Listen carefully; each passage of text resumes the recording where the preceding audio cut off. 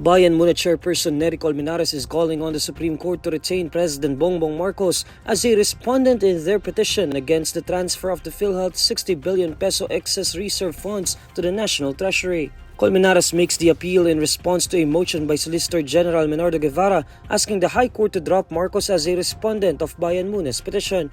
The petition is one of 3 consolidated petitions challenging the legality of the transfer of PhilHealth's reserve funds to the National Treasury. During the oral arguments on Bayan Muna's petition, Colmenares says he believes the Supreme Court has the power to modify the doctrine that makes the president immune from suit. He notes that while the 1973 Constitution states that the president cannot be sued, the 1987 Constitution dropped that provision. Colmenares says there is a jurisprudential issue rather than a constitutional one now.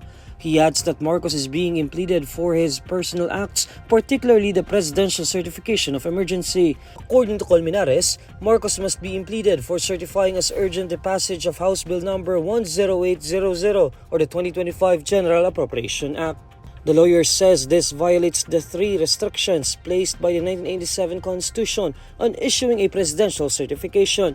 Colmenares says they believe there was no emergency in issuing the certification, with Marcos supposedly imposing on a co-equal branch of government. He says Marcos's move short-circuits a legislative process.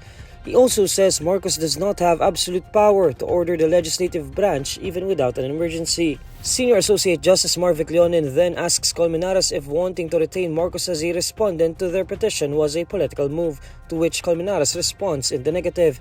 At the conclusion of the oral arguments, Chief Justice Alexander Gismundo told Colmenares and Guevara to include their arguments on the dropping of Marcos from the petition on their memoranda to be submitted to the Supreme Court.